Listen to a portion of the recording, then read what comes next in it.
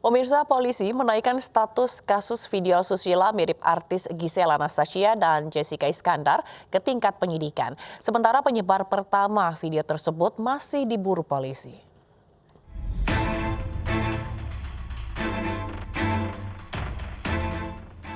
Polda Metro Jaya menaikkan status kasus video asusila mirip artis Gisel Anastasia dan Jessica Iskandar dari tingkat penyelidikan menjadi tingkat penyidikan. Kabid Humas Polda Metro Jaya mengatakan ada unsur pidana dalam penyebaran video asusila usai gelar perkara pada Rabu kemarin. Dalam waktu dekat, Gisel dan Jessica Iskandar akan dipanggil sebagai saksi. Juga termasuk memprofiling akun-akun tersebut.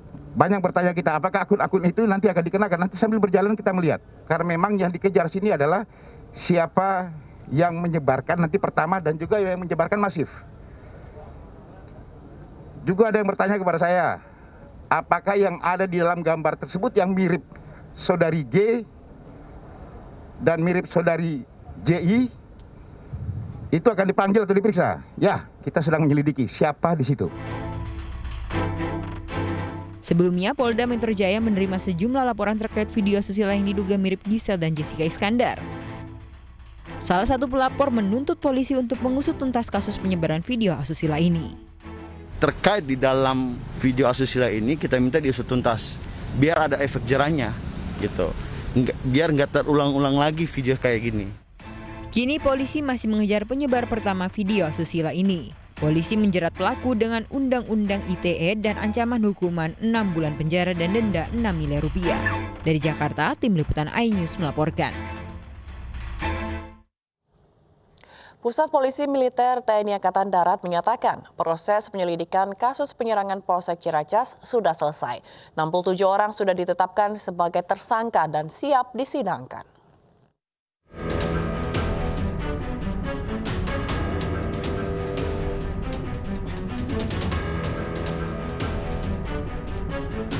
Markas Pusat Polisi Militer TNI Angkatan Darat telah mengungkap fakta-fakta perusakan Polsek Ciracas oleh oknum TNI pada 29 Agustus 2020 lalu.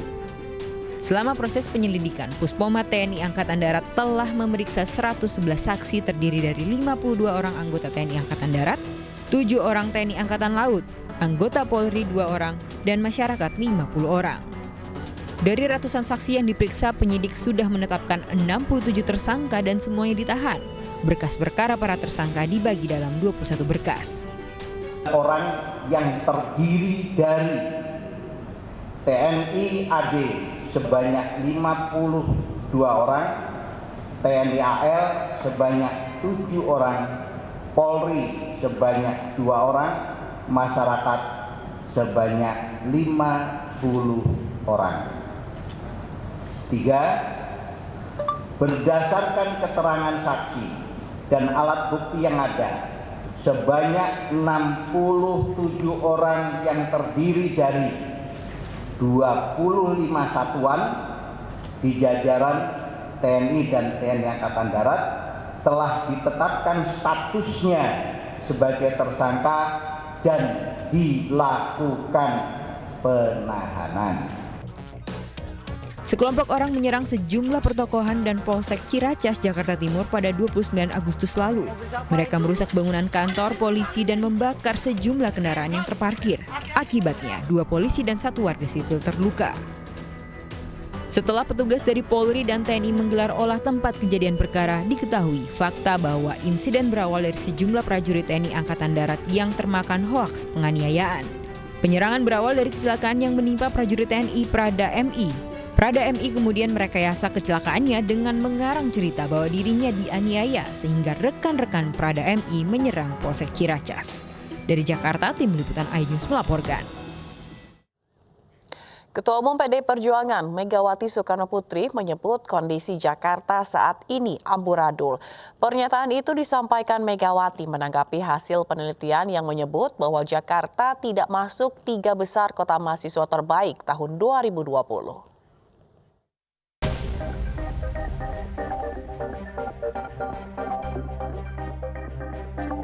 Pernyataan Ketua Umum PDI Perjuangan Megawati Soekarnoputri kembali menjadi sorotan. Kali ini Megawati melontarkan pernyataan yang mengkritik Jakarta dengan menyebut Jakarta amburadul. Pernyataan Ketua Dewan Pengarah Badan Pembinaan Ideologi Pancasila ini merujuk pada riset Universitas Negeri Jakarta tentang peringkat Jakarta yang tidak masuk 3 besar kota mahasiswa terbaik tahun 2020. Persoalannya sekarang saya bilang Jakarta ini menjadi amburadul.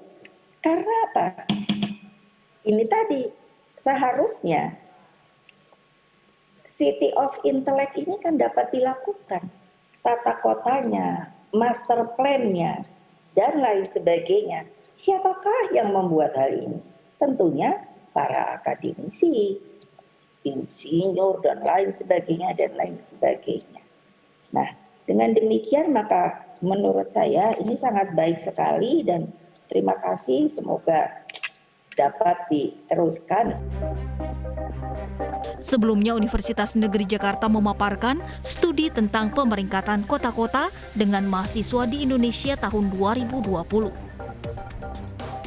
Hasilnya Semarang menjadi peringkat pertama dengan skor 17 dan disusul Solo dan Surabaya dengan masing-masing skor 15. Sementara DKI Jakarta berada di posisi ke-6 dengan skor total 10. Hingga saat ini belum ada tanggapan dari Gubernur DKI Jakarta. Namun, Wakil Gubernur DKI Jakarta Ariza Patria menyebut pernyataan Megawati dianggap sebagai obat untuk menjadikan Jakarta lebih baik. Selain itu, Jakarta juga menjadi perbincangan lantaran Gubernur DKI Jakarta akan menghapus rute LRT Rawamangun Velodrome. Sebab moda transportasi yang di-groundbreaking oleh mantan Gubernur DKI Jakarta Basuki Cahayapurnama 2016 lalu dianggap tidak disiapkan dengan baik dan terkesan tumpang tindih. Selain itu, mahalnya biaya pembuatan LRT tak sebanding dengan biaya pemanfaatannya yang hanya digunakan untuk pendukung Asian Games. Terkait dengan maksud Ketua Dewan Pengarah Badan Pembinaan Ideologi Pancasila, Megawati Soekarnoputri yang mengatakan bahwa Jakarta amburadul, kami akan hadirkan cuplikan dialog dengan narasumber, yaitu Ketua Fraksi PDI Perjuangan DPRD DKI Jakarta, Gembong Warsono, dan Sekretaris Fraksi PAN DPRD DKI Jakarta, Oman Rakinda, dalam program Aini Sore hari ini. Paling mendasar itu, karena sebetulnya penilaian dalam konteks masalah kota kota intelektual kan gitu loh. Ya, intinya kan itu. Ya. Kenapa sih Jakarta yang notabene sebagai ibu kota negara, segala fasilitas jauh lebih lengkap dibandingkan yang lain, masa kita kalah misalkan dengan Solo. Solo itu kan hanya kota kecil, kan gitu loh. Itu kan dikaitkan dengan kondisi Jakarta. Gitu loh. Kenapa kita tidak masuk? Nah, kenapa kita tidak masuk? Masalah infrastruktur pendukung itu kan tidak mengarah untuk dijadikan Jakarta sebagai kota pelajar, kan gitu loh, Mbak. Kan gitu loh.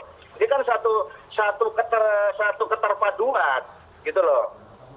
Mas Gembong. Satu keterpaduan antara infrastruktur pendukung dengan konsep menjadikan Jakarta kota intelektual, kan gitu loh, Mbak. Jadi begini, menanggapi statement Ibu Mega, katanya Jakarta amburadul, saya kira ini kalau kita kan generasi anak soleh nih, generasi good looking, generasi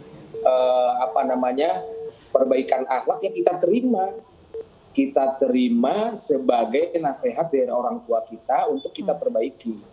Walaupun kemudian secara objektif harus kita lihat apakah betul riset dalam pemilihan intellectual city yang dilakukan oleh UNJ yang menilai kota-kota di Indonesia apakah masuk intellectual city dan sebagainya, apakah pemeringkatan dan indikator-indikator yang diajukan itu sudah disepakati secara nasionalkah, secara internasionalkah, atau didasarkan pada semua aspek yang memungkinkan generasi muda, kemudian mahasiswa merasa nyaman dan sebagainya. Memang dalam kesempatan itu kan Ibu Mega tentunya berbangga terhadap Solo, Semarang, dan Surabaya yang mendapatkan peringkat terakhir. Penyelundupan 50 kg sabu senilai 100 miliar rupiah digagalkan. Informasinya sesaat lagi, tetaplah bersama kami.